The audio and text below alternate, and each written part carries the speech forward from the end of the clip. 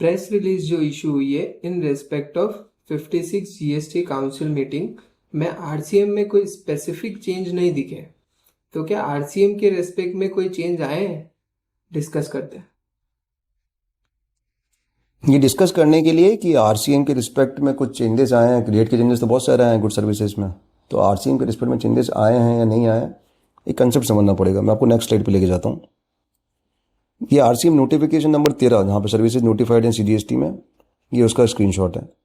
आप देखेंगे तो उसमें 4 कॉलम बने हुए हैं, serial number, category of supply, service, supply, recipient. Rate के बारे में कुछ भी नहीं लिखा हुआ। तो क्या आरसीएम के सर्विसेज के लिए रेट होती नहीं है? नहीं, रेट होती है, पर रेट डिराइव करती है। कहाँ से डिराइव करते हैं? ये नोटिफिकेशन नंबर 11 से, जो रेट का नोटिफिकेशन है।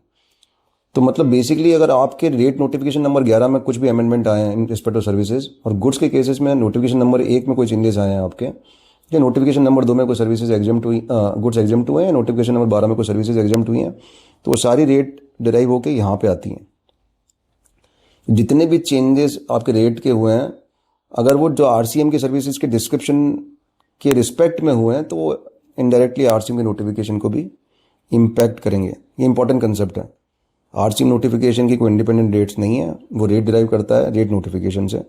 रेट नोटिफिकेशन में जो भी चेंजेस हुए होंगे वो अगर आरसीएम के सर्विसेज के डिस्क्रिप्शन के अगेंस्ट में हुए होंगे, तो यहाँ पे चेंजेस ऑटोमेटिकली रेट में हो जाएंगे। जितनी स्टडी अभी तक अब की है उसके हिसाब से मेरे को आरसीएम की कोई सर्विसेज ऐसी नहीं आइडेंटिफाई हुई जिसमें रेट चेंज हुआ हो।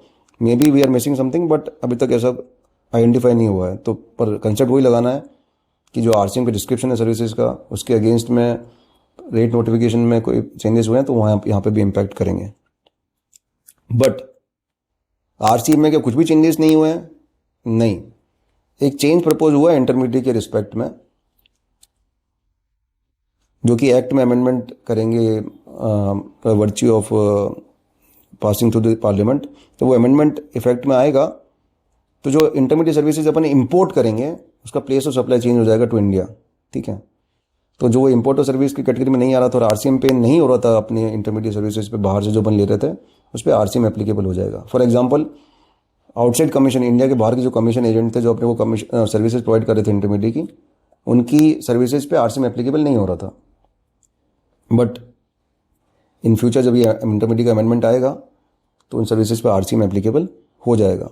तो दिस वन थिंग जो फ्यूचर में 56 जीएसटी काउंसिल मीटिंग की वजह से आरसीएम को इम्पैक्ट कर सकती है, वो आइडेंटिफाई की है हमने। आई होप ये जो कंसेप्ट अपन ने डिस्कस किया, आरसीएम का नोटिफिकेशन की कोई इंडिपेंडेंट रेट नहीं है और वो प्रिंसिपल रेट नोटिफिकेशन से निकालता है, ये आपको हेल्प करेगा अपने